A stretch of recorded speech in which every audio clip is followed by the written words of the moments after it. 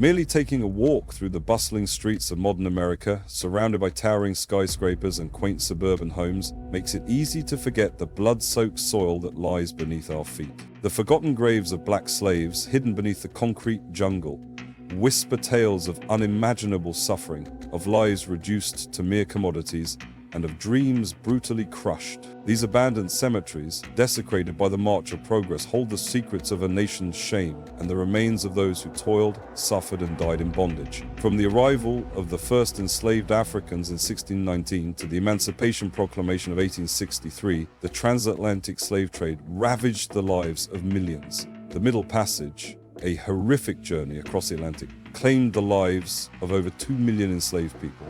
Those who survived were forced to toil on plantations, their bodies brutalized, their spirits crushed. The Fugitive Slave Act of 1850, the Dred Scott decision of 1857, and the countless lynchings, beatings, and rapes all serve as grim reminders of the systemic brutality inflicted upon black slaves. Their labor built the White House, the Capitol, and the very fabric of American society. And yet, despite this painful history, the graves of these enslaved people lie abandoned, desecrated, and forgotten.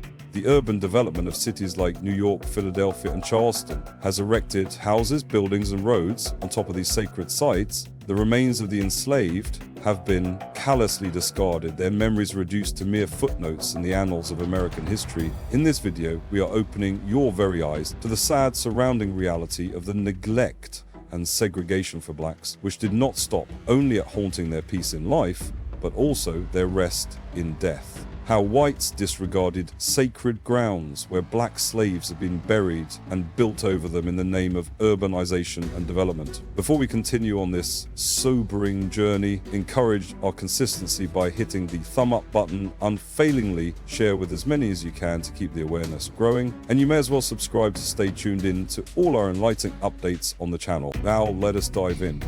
You may bury me in the bottom of Manhattan. I will rise. My people will get me. I will rise. Out of the huts of history's shame, I rise.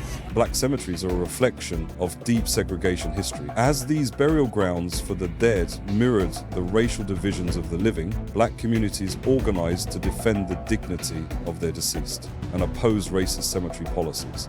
As a child, Linda Davis and her mother broke clay pots over the grave sites of their ancestors, allowing the flowers in them to take root. When she returned to Brooklyn Cemetery in Athens, Georgia, decades later in 2009, her grandparents' temporary grave markers were lost, and shrubs and overgrowth blanketed the site. But it still felt like home to Davis, and she knew then it was up to her to restore the cemetery. When I walk through the cemetery, it's like walking down the old streets of my community. She said, similar black cemeteries are scattered throughout the United States, telling the story of the country's deep past of cemetery segregation. Many black Americans excluded from white-owned cemeteries built their own burial spaces, and their descendants are working to preserve the grounds. Racism still haunts these cemeteries, and many are at risk of being lost and lack the support other cemeteries have received. Tony Burrows, CEO of Chicago's Center for Black Genealogy, began tracing his family's ancestry in 1975, which led him to a cemetery in suburban Hillside, where he found the remains of his grandparents, great-uncles, great-aunts, and great-great-grandparents. I'm in the process of telling their story because they can no longer tell their story. Burrows said, Blacks have had to fight to get equal rights in every facet of life, including death. Africans in colonial America were brought from different parts of the continent, including regions that are now the countries of Sierra Leone, Ghana, Cameroon, Nigeria, Mozambique, and Madagascar, among many others. They spoke different languages and practiced diverse customs and religions. Separated from their people, they were chained, packed in ships' holds, and taken away forever. In 1626, the first enslaved laborers were brought to the Dutch colony of New Amsterdam, today's Lower Manhattan. Under Dutch West India Company rule, these company slaves had certain rights. They could own property, file grievances, be baptized, and marry. In 1644, 11 male enslaved Africans petitioned and won partial freedom and over 100 acres of farmland that became known as the Land of the Black. In return, they paid the Dutch West India Company annually with corn, wheat, peas, beans, and one fat hog. This freedom was tenuous at best, and children of freed parents were still considered enslaved. When England took control in 1664 and New Amsterdam became New York, slavery codes became far more oppressive. By the 1720s, enslaved or free, no blacks owned land, about 1/4 of colonial New York's labor force was enslaved. Often using skills they brought from their homelands, they worked side by side with free people and European indentured servants. Men cleared farmland, filled swampland, and built city improvements like Broadway and the Wall. Enslaved African women toiled in their owners' homes, carrying large water vessels, cooking from raw ingredients over a fire, boiling water for laundry, and caring for their owners' families in addition to their own. Children started work young. Common causes of death were malnutrition, physical strain, punishment, and diseases like yellow fever and smallpox. Despite extraordinary assaults on their humanity, these Africans and their descendants found dignity and community through familiar cultural rituals, including burial of the dead. From 1626 through the late 1700s, Africans and African descendants gathered when they could to bury their loved ones. The original Negro's burial ground, as it was labeled on a 1755 map, covered 6.6 acres, including today's African Burial Ground National Monument. For most of the colonial era, and even beyond, it was the only cemetery for some 15,000 Africans and African descendants. No accounts survive from the people who buried their friends and loved ones here, but we know quite a bit about the cemetery's history. A 1697 Dutch law banned African burials in New York City's public cemetery. So the African burial ground lay north of the city limits, near a ravine. In 1745, the city expanded northward, and a new defensive wall, the palisade, bisected the sacred burial ground. Colonial laws made African funerals essentially illegal. Enslaved Africans were prohibited from gathering in groups of 12 or more, or holding burials after sunset. But the dead were nonetheless buried with dignity and respect, according to African traditions. They were buried individually in coffins with heads toward the west, so as to face east when they arose in the afterlife. Burial shrouds were secured with straight pins, coins covered closed eyes. Other objects that accompanied some burials included reflective objects, buttons, jewelry, and shells. One young child was found with a silver pendant around the neck. A woman with front teeth filed in an hourglass shape had beads placed around her waist. A man's coffin lid had a heart-shaped pattern, perhaps a sankofa created with brass tacks and nails. The burial ground was closed in 1794 and the land divided into lots for sale. Over the next 2 centuries, New York City's growth obscured the graves. The burial ground was covered with layer upon layer of buildings and fill material which protected the human remains until rediscovery in 1991. Long forgotten by most of the world, the African burial ground came to light in 1991 during the early construction phase for the federal office building at 290 Broadway. Workers found human burials. Over the next 2 years, about an acre of the original 6.6 acre cemetery was excavated, and 419 skeletal remains were removed from the ground. Controversy immediately rose over the disturbance of the sacred ground, and questions about whether the remains were being respectfully cared for. African descendants, clergy, politicians, scientists, historians, and concerned citizens united to halt the excavation. The protesters' voices, petitions, and a 24-hour vigil at the site in 1992 proved successful. Congress acted to temporarily stop the construction. The building plans were altered to provide space for memorialization. The remains were transferred to Howard University in Washington, D.C. for study at the Cobb Laboratory, one of the nation's leading African-American research institutions. Noted scholars and researchers conducted intense examination and analysis of the history, physical anthropology, and archaeology of the burial ground site and the human remains. The careful study of each bone fragment and accompanying burial objects revealed a wealth of information about life and death for Africans in colonial New York.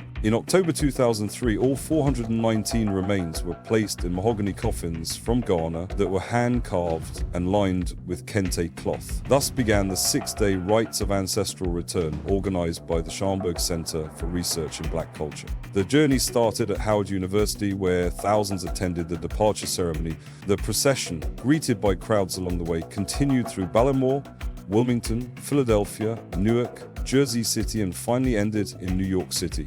the coffins were reinterred very near where the remains were originally found. 7 earthen mounds now mark this site.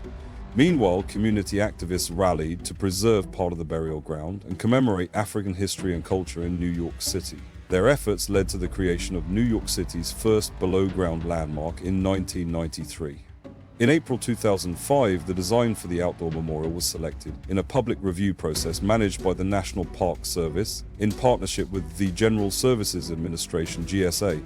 At the center is a cosmogram, the crossroads of rebirth in Congo tradition. This contemporary architectural expression combines feminine and masculine forms and is inspired by art, music, painting, and sculpture. It is oriented toward the rising sun along an east-west axis, the same way the bodies were buried. The Burial Ground National Monument was created by presidential proclamation on February 27, 2006, and officially opened to the public on October 5, 2007. Today, the African Burial Ground is a place of remembrance. The people and their stories teach us how free and enslaved Africans contributed to the physical, cultural, and spiritual world of Lower Manhattan in colonial times and to our nation's beginning. In Chicago, wealthy white residents were laid to rest beside towering monuments in manicured lawns, while people of color and low-income residents were buried in potter's fields, soaked with quicklime and with only wooden paddles identifying their locations. There are few areas of life that bigotry and discrimination do not touch, said Michael Rosenau, Associate Professor of History at the University of Central Arkansas. Even cemeteries became battlegrounds for dignity.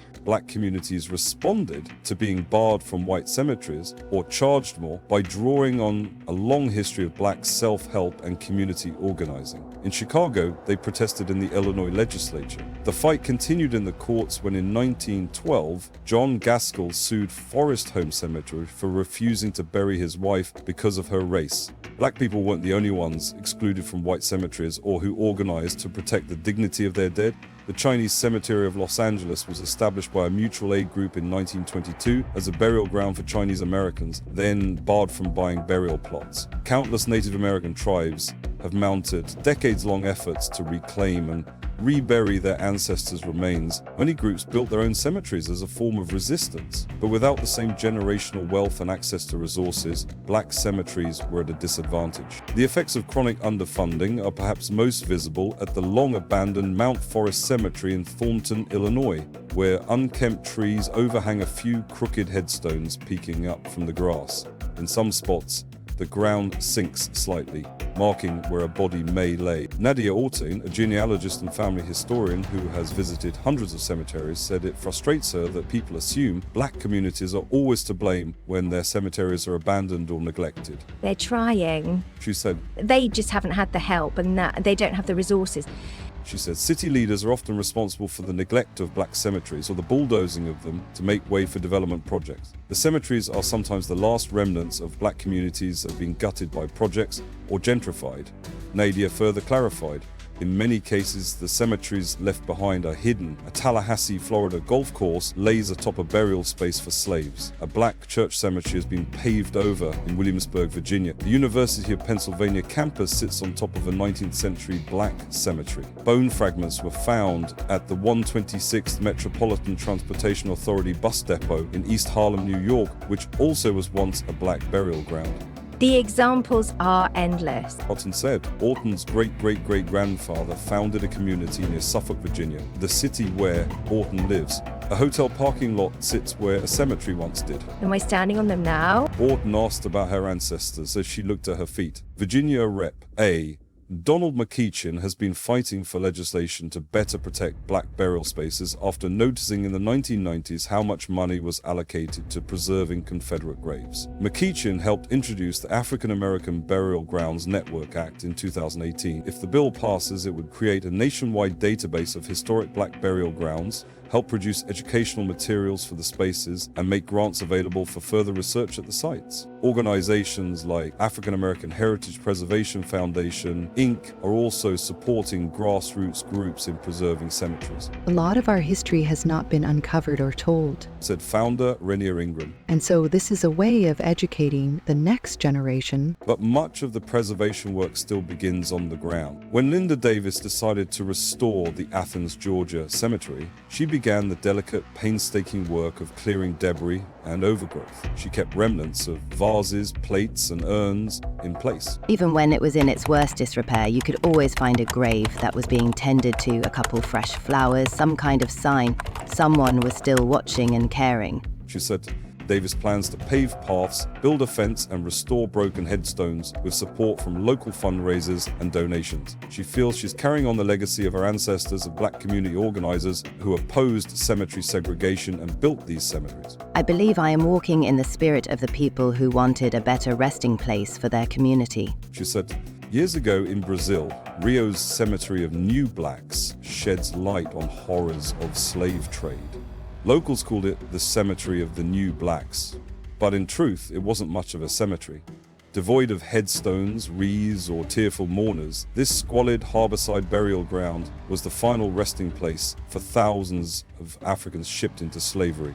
The New World greeted them with a lonely death in an unfamiliar land. For decades, the cemetery and those buried there between 1760 and 1830 were forgotten, hidden under layer after layer of urban development. 15 years after the cemetery's fortuitous discovery during the renovation of Pachuquio and Ana de la Merced's Guimarães family home when builders unearthed a series of muddy skeletons, academics now believe they have evidence of the true reach of the slave trade. The study of teeth from 30 partial skeletons has hinted that slaves arriving in Rio, many of whom were sold on to work in coffee and sugar plantations or gold mines, came from a much wider geographical region than once thought. Archeologists and anthropologists studying bone and tooth fragments are shedding light on the horrors of a trade that saw at least 3 million slaves shipped from Africa to Brazil between 1550 and 1888, when the practice was officially abolished. It was ugly, a dump into which bodies were thrown and burned. Said Sheila Mendonça de Souza, a bioarchaeologist studying the cemetery in Rio de Janeiro, once one of the busiest slave ports in the Americas. People weren't buried in tombs, they were tossed away into mass graves. Della Cook, a biological anthropologist from the University of Indiana working on the burial ground, said, There's a lot of scholarship on slave cemeteries in the slave trade in North America, but very little in South America, which is one of the things that makes this site fascinating. We have historical records, but we haven't been able to look before at the people themselves. Using strontium isotope analyses of tooth enamel, a technique that helps detect where a person was raised and has previously been used on samples from burial sites in the Caribbean and Mexico, academics were able to confirm the large area from where the New Blacks came. What we got was essentially the entire range of strontium isotope values. Said Cook. It surprises that the spectrum was so broad. The results indicated that slaves had waded their way into the interior of Africa, rather than restricting their search to coastal areas. Cook added. Mendonça, who works for the National School of Public Health in Rio, said, We were not able to pinpoint a specific place, but we confirmed the diversity of origin of those who were arriving in Rio de Janeiro. They came both from the Atlantic coast and East Coast. Parallel study of cosmetic tooth modifications, common in some regions of Africa, also underlined the scope of the slave trade. Mendonça said her team had found tooth markings indicating some of the slaves were native to what are now Sudan and Mozambique in northeastern and southern Africa. Archaeologists believe as many as 20,000 slaves may have been buried at the cemetery, mostly men aged 18 to 25 who died during the grueling journey to Brazil or shortly after arriving. The majority were very young, principally young boys and girls, who would adapt better to captivity than older people. Said Mendonça. The dire conditions of the slave market in port, close to the cemetery, were captured by British writer Maria Graham following a visit in the early 1820s. Almost every house in this very long street is a depot for slaves. In some places, the poor creatures were lying on mats, evidently too sick to sit up.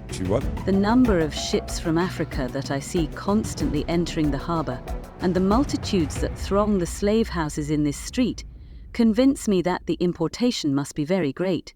The ordinary proportion of deaths on the passage is, I am told, about 1 in 5. The 3 million slaves who made the journey were previously thought to have come only from what is now Nigeria and from the Portuguese colonies of Angola and Cape Verde. Some fled, forming autonomous cities known as quilombos. Several of Rio de Janeiro's favelas, among them the Morro da Coroa, the Morro dos Prazeres, and Pereirão, are thought to have begun life as quilombos. With Rio undergoing a facelift for the 2016 Olympics, some archaeological discoveries have been made as the city renovates its decrepit downtown port. In early 2010, archaeologists unearthed what they believed to be the remains of Rio's Valongo slave port, through which tens of thousands of African slaves were shipped. Experts hope advancing redevelopment projects will help them rescue further clues about the identities of Brazil's new blacks who were buried not far from the Valongo dock. When you start messing around with the landscape, these things will appear, said DRA Ricardo Ventura Santos, a bioanthropologist from Brazil's Oswaldo Cruz Foundation, who is coordinating the cemetery research team. Cook said she hoped redevelopment would permit further excavation and the inclusion of places such as the slave burial ground on the city's tourist trail, creating a monument to the African experience in Brazil. The excavation of a Roman cemetery under London's Spitalfields Market during the 1990s could serve as a model, she added. Rio has very little history of the slave trade for either Brazilians or external tourists. While most of the cemeteries we see today are associated with churches, until the late 19th century, burial commonly took place at small family cemeteries. Sometimes there were stone or wood markers to identify burials, and sometimes memory and tradition alone preserved this knowledge. As land was sold and subdivided, adjacent houses burned or deteriorated, people moved away, and memories went unrecorded. Many of these cemeteries have been forgotten. Without the care of a community, headstones have often been moved, reused, or damaged by vandalism and natural causes. At Fairfield Plantation, it took the hard work of Sally Nelson Robbins to rescue the Burwell family tombs in 1911, when she raised money through subscriptions and went door to door to find tombstones adaptively reused as doorsteps. While she assembled a team to move both the stones and the burials to Abingdon Parish Church, a similar preservation project at the Page Cemetery at Rosewell simply moved and repaired the tombstones, leaving the bodies where they were originally buried. In both instances, attention was paid to the colonial landowning families with their elaborate imported stone monuments, while the locations of burials for the hundreds of enslaved African Americans on both properties are still unknown. African enslavement played a key role in building European colonial settlements during the 17th and 18th centuries. Dutch traders laid the foundations for the place now known as New York in 1626. They enslaved Africans for manual labor in New Amsterdam, now New York. The enslaved population grew when Great Britain took control of the colony in 1664. By the time of the American Revolution, the New York region contained the largest concentration of African and African descendant populations in the northern colonies. For over 200 years, a forgotten cemetery stayed hidden beneath layers of concrete in downtown Manhattan in New York City. But in 1991, archaeologists uncovered the cemetery and found evidence of the lives and deaths of over 8,000 Africans and Americans of African descent. The skeletal remains of 419 individuals were exhumed, examined, and reburied at the site of discovery. Today, the cemetery site is the African Burial Ground National Monument. The African Burial Ground today is the nation's earliest and largest known African American cemetery. In modern day, Alta Vista, Virginia, a town that covers 5 square miles of what was the first English colony in North America, sits the Avoca Museum. The land was settled in 1755 by Colonel Charles Lynch, a politician and American Revolutionary patriot, while the current structure was built in 1901 and is now a Virginia historic landmark. Beyond the stately home, whose porch and eaves are marked by flourishes derived from the British-born Queen Anne style, is a dirt clearing within a patch of aged oak trees. Upon closer look, there is a constellation of irregularly shaped rocks placed with curious precision, some squat, some narrow. The history of this terra firma is largely hidden, both because of its obscure distance from the main home and the largely subterranean information it holds. This patch of land is a graveyard of the enslaved African Americans who lived on the Lynch's property. The rocks, which serve as headstones, reveal a secret yet conscious coding system that the living slave community designed for their deceased. And on former plantations across the country, similar grave markers have been discovered over time, offering clues to what life and death must have been like for Black Americans in the antebellum period. When discussing slavery in the United States, people are often preoccupied with how the enslaved lived. What crops did they labor over? How brutally were they they punished? How did they survive through their conditions? The truth is, a lot of them didn't survive for long. Death was a hyper-present reality for enslaved children and adults alike, whether by illness or at the hands of their owner. And when the enslaved died in the antebellum South, African Americans were forced to find creative ways to honor them. This was partially due to widespread white fear that any black collective coming together could be an opportunity for the group to devise an exit strategy from the plantation.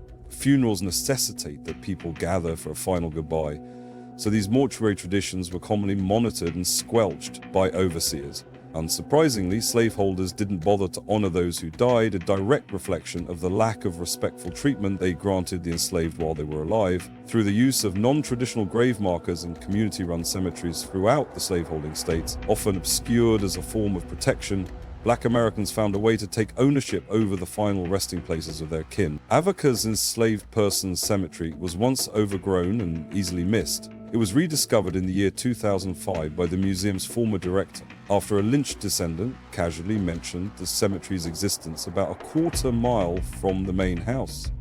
Avoca's executive director, Michael Hudson, has been committed to remembering and honoring the property's deceased ever since. We found out there were 32 burials, and 30 of them turned out to be adult-sized. Hudson says. And 2 of them are kind of small. These burials don't stretch back as far as the estate does, however.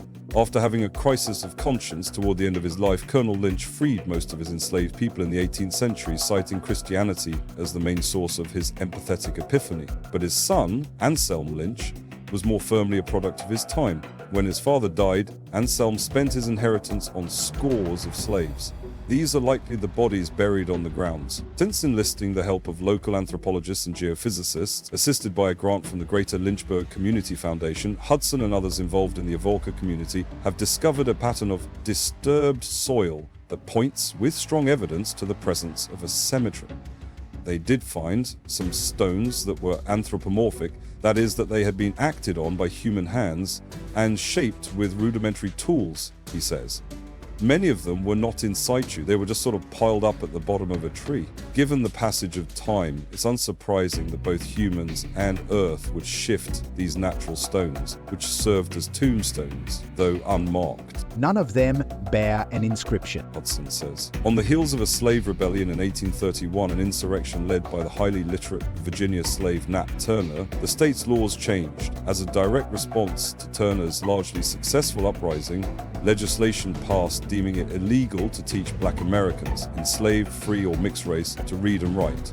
The logic was that knowledge is power and could help organize future rebellions, so it must be limited. You wouldn't tell on yourself, so to speak, by inscribing a tombstone. Hudson says. In order to find the exact location of the bodies beneath Avoca's grounds, to illuminate the past for the broader Lynchburg community, a geolocation radar tool was used to detect the depth of compromised soil. Unsurprisingly, usually 6 to 7 feet under.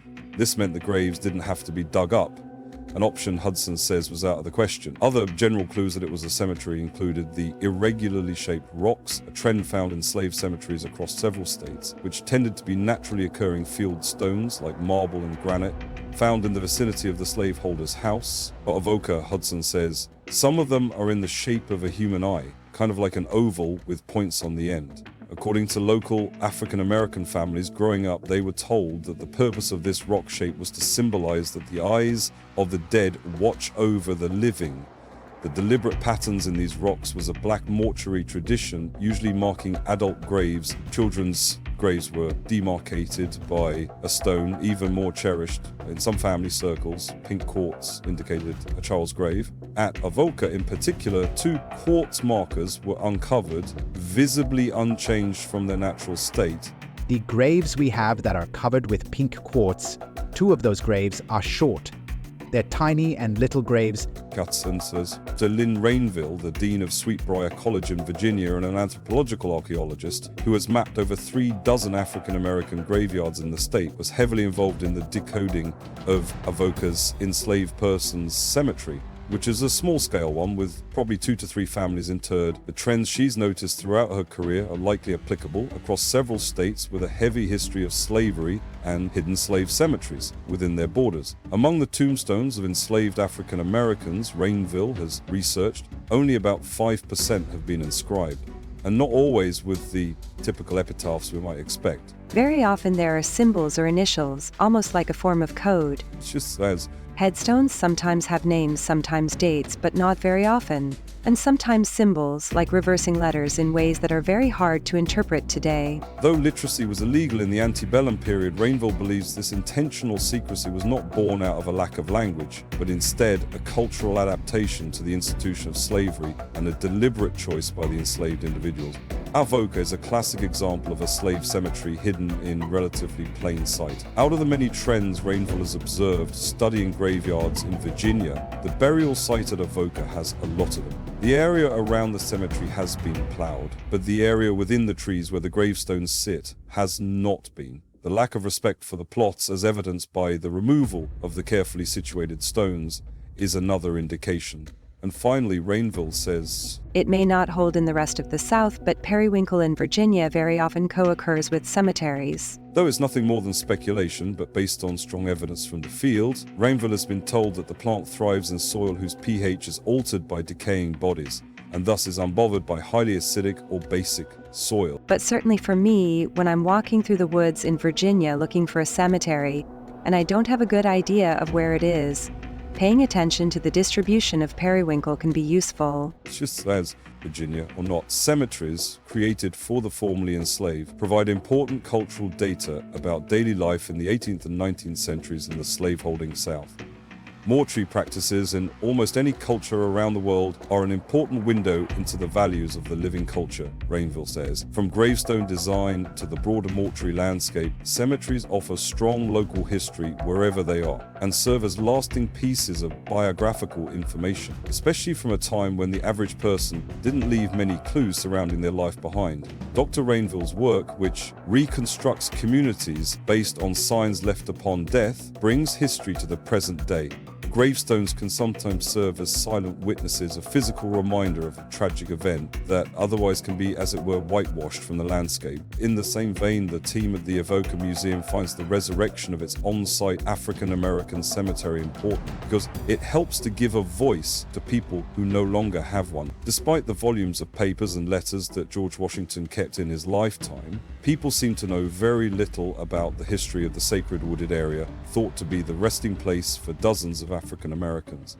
William Lee died in 1828, just a few years after his brother Frank. William Lee served as George Washington's body servant throughout the Revolutionary War and was the only slave freed outright in Washington's will.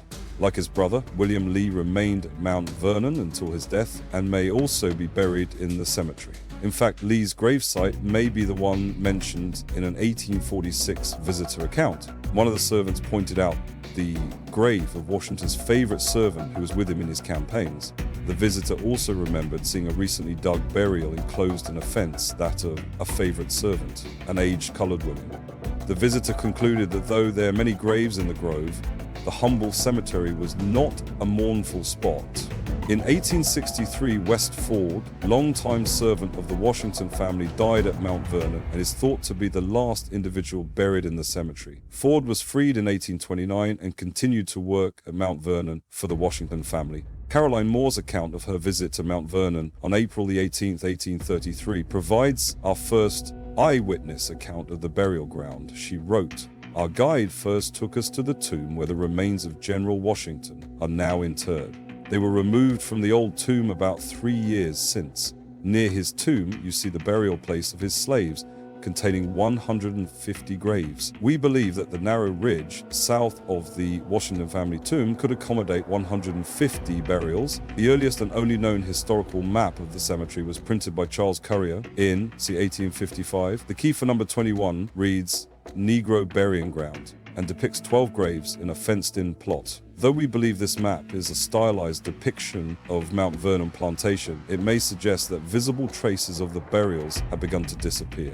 In 1928, the Mount Vernon Ladies Association became concerned that the unmarked cemetery for General Washington's slaves would be forgotten, and recommended that a simple marker, suitable inscribed, be placed on this consecrated ground. We believe this marker to be the earliest of its kind on a historic plantation. By the 1980s, the cemetery site had become overgrown and the 1929 memorial was lost amongst unchecked vegetation. Efforts to create a more visible marker culminated in the memorial you see when you visit the site today. In closing, it is time to honor the memories and to treat these sacred sites with the dignity and respect they deserve.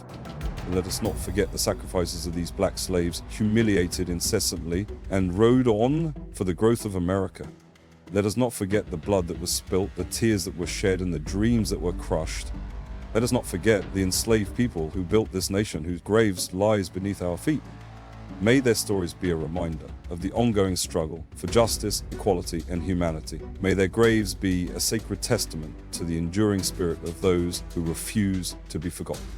Now that brings us to the end of yet another sobering video, and don't forget to support our works by hitting the thumb button, share with friends and families to keep spreading our informative reports, and subscribe to stay tuned in for more eye-opening black narratives if you are yet to. It's a delight to have you here with us on this journey. Thank you for watching, and see you on the next one.